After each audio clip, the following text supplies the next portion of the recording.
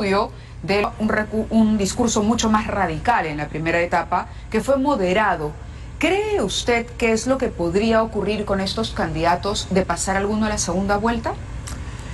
Lo que yo veo en ellos es que me hacen recordar un poco el discurso del 2005, 2006, pero con la diferencia de que hoy día hay una pandemia, ¿no? Entonces, cuando dices crear una autoridad nacional del gas o nacionalizar el gas, ¿de qué te sirve eso si el problema es hacer el gasoducto surperuano para jalar las troncales al sur del país o masificar el FICE?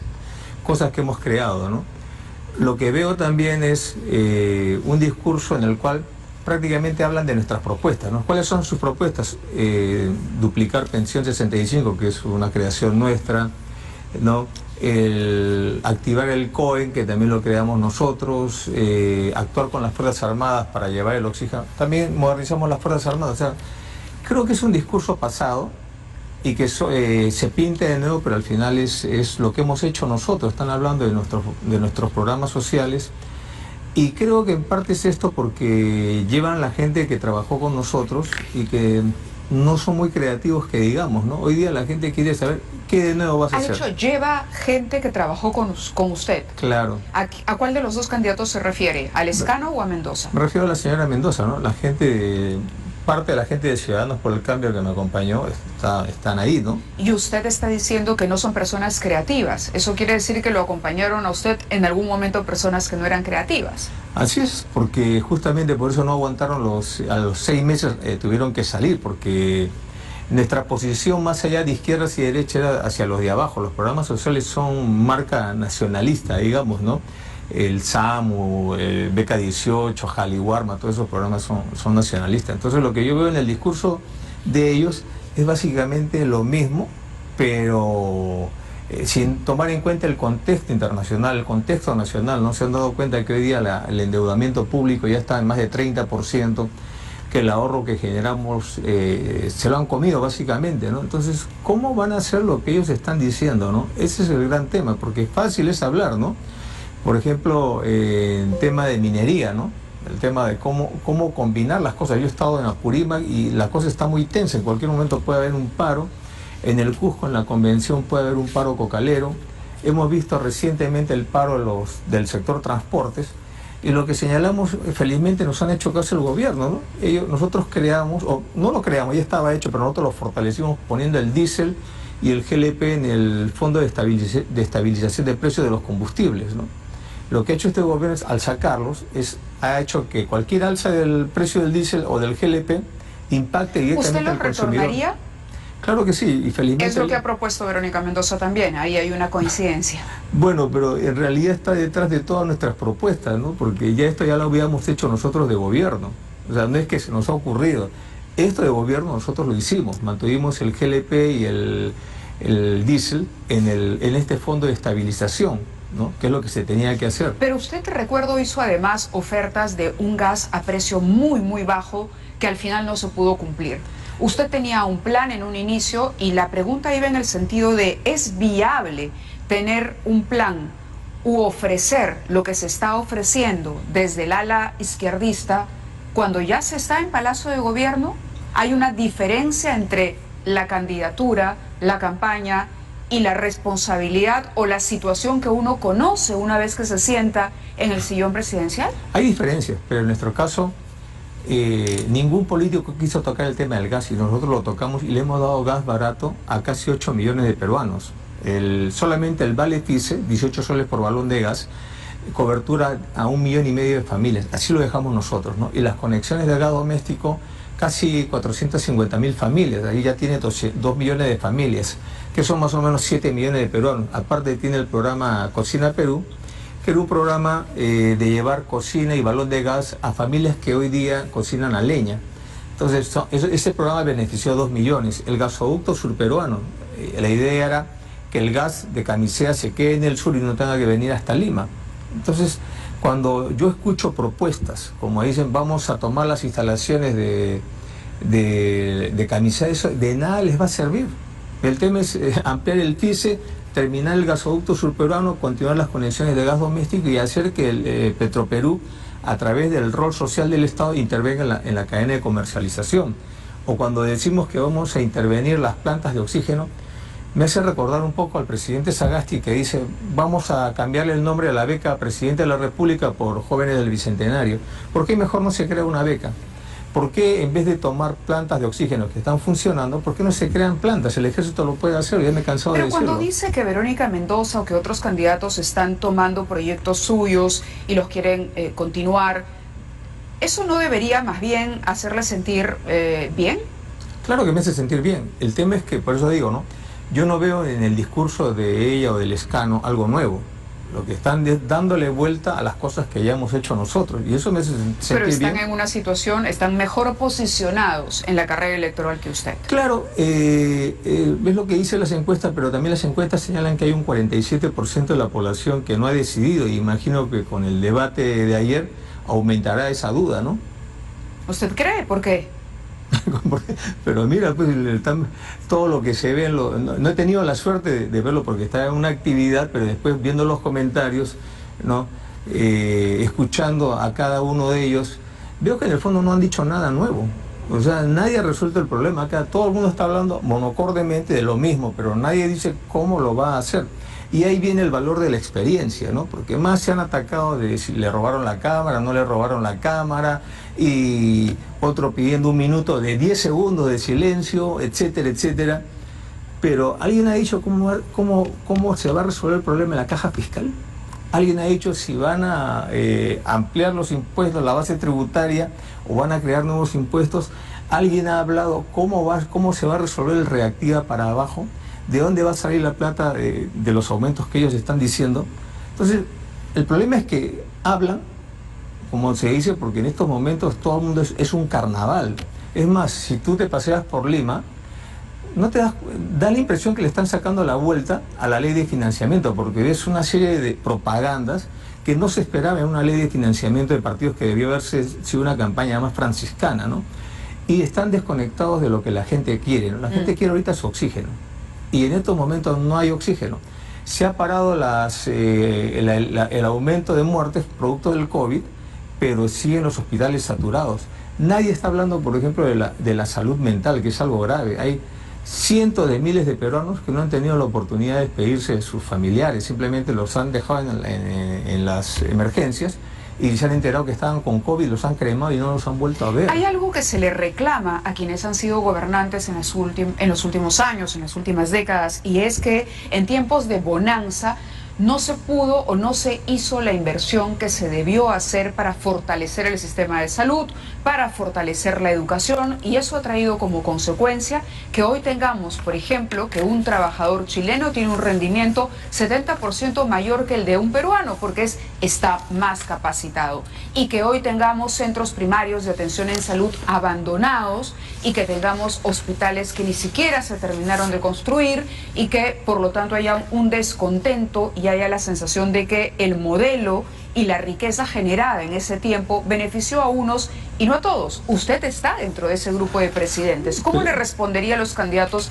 que cuestionan eso? Con cifras, ¿no? Acá tienes, por ejemplo, este cuadro, ¿no? Donde se muestra que nosotros aumentamos un punto en el PBI, más de 7.000 millones de soles en salud, y hemos construido 168 establecimientos de salud, dejamos 35 para que lo inaugure Kuczynski y 265 que eran para que los continúen, ¿no? Este es un cuadro que te lo puedo dejar, ¿no? Perdón, ¿no?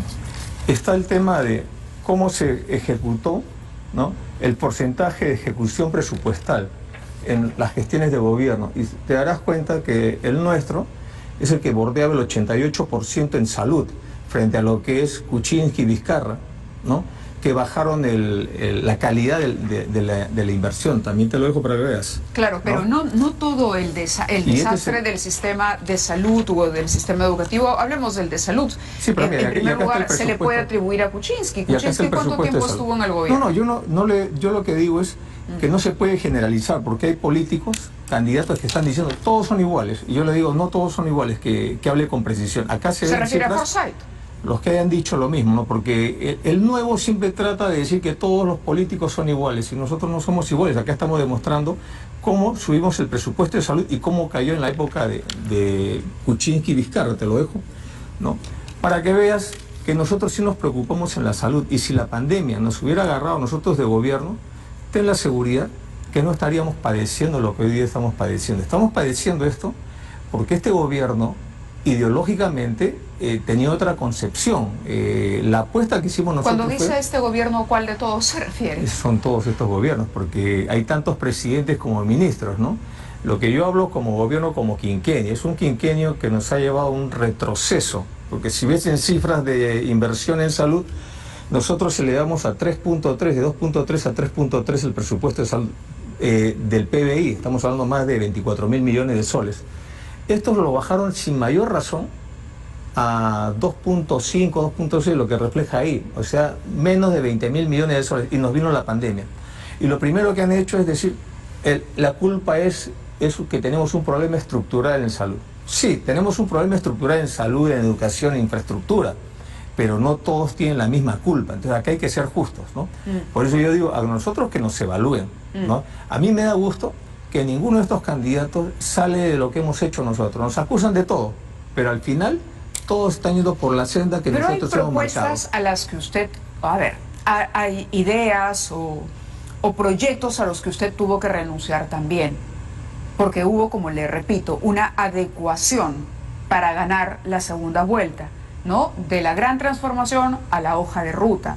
La pregunta es, y el temor que hay en un gran sector de la población es, si llegara un candidato de izquierda al gobierno en esta oportunidad, el temor, por ejemplo, de cambiar por completo el modelo, de que la gran empresa se vea perjudicada, de que las inversiones se vayan del país y de que se trata de imponer un modelo o como el boliviano o como en el venezolano en el peor de los casos. Usted era un candidato de izquierda, pero que tuvo que hacer un retroceso y una reevaluación de lo que era viable y de lo que no. ¿Cómo fue ese proceso? A eso voy. Cuando escucha a Verónica Mendoza y cuando escucha a Johnny Lezcano, ¿piensa que ellos tendrían que cambiar o que no van a poder cumplir lo que están ofreciendo? Más allá de que se copien de sus proyectos. Yo lo que tendría que hablar es primero que yo no soy un candidato de izquierda, yo soy un candidato nacionalista y que fui el motor de la campaña y llevamos a la izquierda, grupos de izquierda, porque también hubieron partidos de izquierda que postularon, y esos grupos de izquierda que llevamos no se acostumbraron a hacer gobierno, no se adaptaron a hacer gobierno, y en la primera salieron del partido, del gobierno, y se pusieron ¿Y lo consideraron un traidor? De la oposición. Sí, pero en todo caso los que traicionaron fueron ellos, porque al final el juramento es sobre la hoja de ruta, ¿no? Porque el plan de gobierno tenía una serie de fisuras, pero hicimos una gran transformación que ni ellos mismos comprendieron, ¿no? Y el tema es, de la gran transformación que hicimos, es que hasta ese momento el modelo económico, el actual, planteaba que la reducción de pobreza se hace en base al crecimiento económico, o sea, crecer para incluir.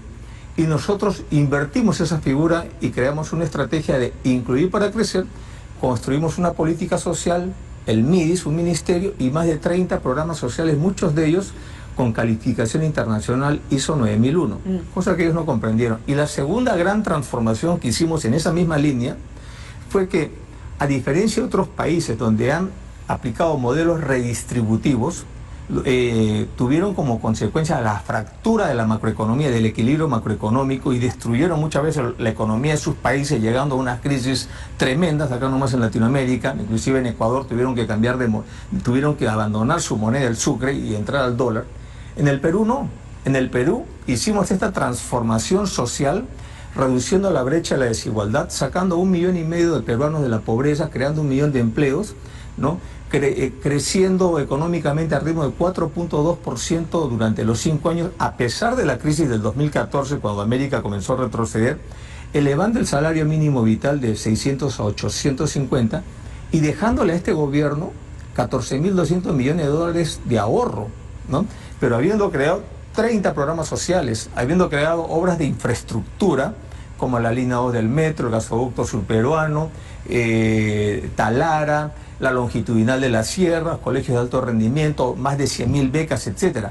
Y además hicimos reformas, reforma de salud, que es la que estás viendo cuánto se invirtió en salud, reforma educativa, que también elevamos de 2.9% a 4% del Producto Bruto Interno, y que nos permitió a nosotros, ¿no?, unificar la carrera magisterial, darle un aumento de 60-65% al personal de la educación y también al personal de la salud, ¿no?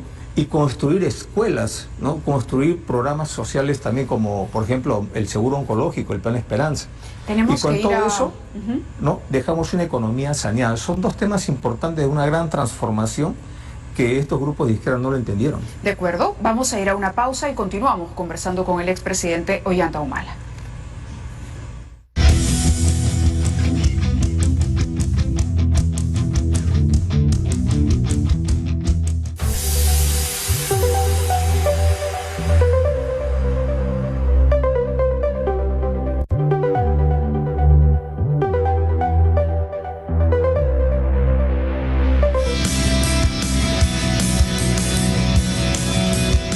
Continuamos conversando con el expresidente Ollanta Humala y bueno, hablábamos de los programas sociales que creó y él me mostraba o subir impuestos. Si le hiciera esta noche esa pregunta, ¿usted por qué camino iría? Yo tendría que ir por un camino dual entre los dos. O sea, nosotros vamos a crear, por ejemplo, el impuesto a la riqueza. Tenemos experiencia porque hemos creado en su momento el impuesto a las sobreganancias mineras, ¿no? Pero no basta con eso, tenemos que buscar formas de ampliar la base tributaria con impuestos básicamente de carácter permanente. En estos momentos el techo para el crédito es escaso. Donde nos fundaríamos, donde nos sentaríamos bastante, esos son los recursos que no se han ejecutado el año pasado, que son más de 30.000 millones de soles. Tenemos también los recursos del canon minero, que tienen 12 regiones, y si levantamos esas cuentas vamos a encontrar aproximadamente entre 8 a 10.000 millones de soles. Que no se usó. No los han usado. Dinero que no se ha usado. Que no se ha usado, claro, pero esta es una situación de emergencia, ¿no? Además de eso, los presupuestos de mantenimiento que no se han hecho por la cuarentena, que están en el MTC, por ejemplo, el Provías Nacional, ahí yo estimo que deben haber unos 2 a 3.000 millones de soles. Y así podemos ir escarbando y podemos llegar a una base de unos 50.000 millones tal vez, ¿no? Es lo que esperamos, pero yo no tengo ahorita las cifras. Pero sí crearía un impuesto a la riqueza. De todas maneras, ¿no? Fíjate, Mávila, que ahí no todo eso no ahuyentaría la inversión en momentos en que el país requiere demostrar una competitividad y ser atractivo para las inversiones. ¿Cómo lo manejaría? Cuando creamos el impuesto a las sobreganancias mineras, ¿no? También nos dijeron lo mismo, que esto podía ahuyentar a las empresas mineras. Y no pasó eso, ¿no? Inclusive las empresas que tenían la modalidad del contrato ley aceptaron el impuesto a las sobreganancias mineras. Yo creo que hoy día no todos hemos soportado la misma carga de la pandemia, ¿no? Por ejemplo, las farmacias, los laboratorios, los bancos, las clínicas privadas han hecho fortunas en esta etapa de pandemia, ¿no? No las culpo, sataniza, ni las satanizo, pero evidentemente es una realidad que ahora necesitamos plata para poder mover las inversiones. El otro tema que tenemos que hacer nosotros es el destrave de los proyectos. Acuérdate que nosotros creamos el primer comité de destrave con Alonso Segura en ese momento, porque teníamos un cuello de botella con un cúmulo de proyectos que no podían avanzar porque simplemente habían problemas burocráticos. Hoy día tenemos que mapear en el Perú cuántos proyectos están detenidos y solamente se requiere destrabarlos y empieza a fluir y va a generar inversión privada, pública y privada, ¿no? Yo creo que ahora tenemos que trabajar juntos. Eso sí, tenemos que mantener una política monetaria estable, tenemos que asegurar la autonomía del BCR, ¿no? Porque eso es lo que nos va a dar a nosotros tranquilidad y nos va a dar una confianza en la comunidad internacional de que estamos pasando dificultades, pero que vamos a salir porque estamos respetando las bases, ¿no?, macroeconómicas que nos han dado durante 20 años, nos han dado un crecimiento y estabilidad. Hay una coincidencia adicional con la candidata Mendoza. Usted se ha referido a Tía María como un proyecto inviable, y ella también. Ella ha dicho que si la comunidad o las personas que viven alrededor de este proyecto finalmente no están de acuerdo, ella ha firmado un documento comprometiéndose a que ese proyecto no irá. ¿Para usted también es inviable? Es inviable en estos momentos porque por el costo que ya hemos visto, pero además porque para este tipo de proyectos también se requiere una mesa donde todos actúen de manera transparente, ¿no? En nuestro gobierno nosotros siempre hemos apoyado la posición de los gobiernos regionales, ¿no?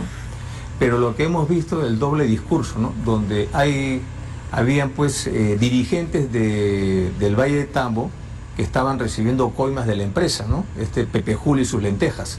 Y por otro lado la empresa que estaba tratando con el gobierno regional, pero por debajo de la mesa estaba tratando con los dirigentes. Entonces no eran las condiciones adecuadas, éticas ni moralmente aceptables como para hablar de un proyecto de esta naturaleza. O sea, tan culpables son los dirigentes que se dejaron coimear, no digo todos, pero por lo menos este señor, como también la empresa que, digamos, se aparta de una mesa de trabajo transparente, legítima, y se va por el lado de la coima. Entonces eso pues lo anula moralmente a la empresa, ¿no? Ese es básicamente el problema que hay ahora. Pero ahí sí coincide con Verónica Mendoza, quien además le ha dicho que es una mala copia de sus inicios.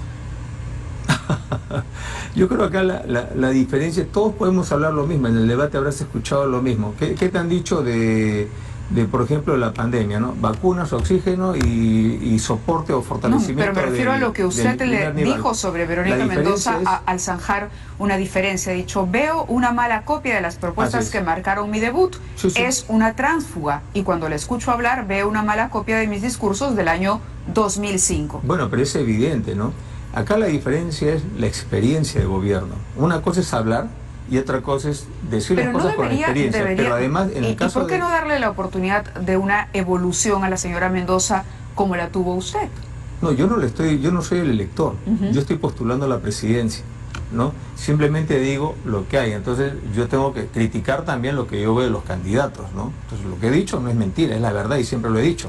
Además, tiene el problema de que su discurso en el tema de anticorrupción y en el tema de derechos humanos es un poco débil, o es débil, porque en realidad está yendo con el Partido Humanista, ¿no? Cuyo líder está investigado por supuestamente haber recibido coimas de Odebrecht, y además también fue el premier de García en el Baguazo. Entonces yo creo que lo mejor, si tú te consideras purista, ¿no?, es construir tu partido y no estar yendo de un partido a otro partido, porque ya cuántos partidos están pasando, ¿no? Entonces el problema es más grave todavía, Mávila, porque no solamente ella, ¿no? El problema es que hoy día hay 19 candidatos y muchos están yendo sin tener ninguna experiencia de gobierno o ninguna experiencia de vida partidaria, y con partidos prestados, como un coche de segunda que lo han pintado y le han cambiado el nombre. Entonces eso es una estafa a la gente, ¿no? Hablar, cualquiera puede hablar las cosas. En el caso de nosotros tenemos experiencia de gobierno y nos pueden evaluar por lo que hemos hecho. Ayer he estado en Lurín y ahí está el MUNA. Ese museo de antropología lo creamos nosotros, pero este gobierno no puede terminarlo. Has hablado del balón de gas. ¿Qué político asumió este tema? Nosotros lo asumimos y cumplimos en gran parte la promesa. Llegamos a 8 millones el gas barato. Pero no a la cifra de lo que costaría el balón. Y usted tiene que reconocer que ahí tuvo que decir, bueno, sí, en efecto hay cosas que ofrecí y que son inviables. Pero una conexión de gas es el equivalente a 8 soles el balón de gas.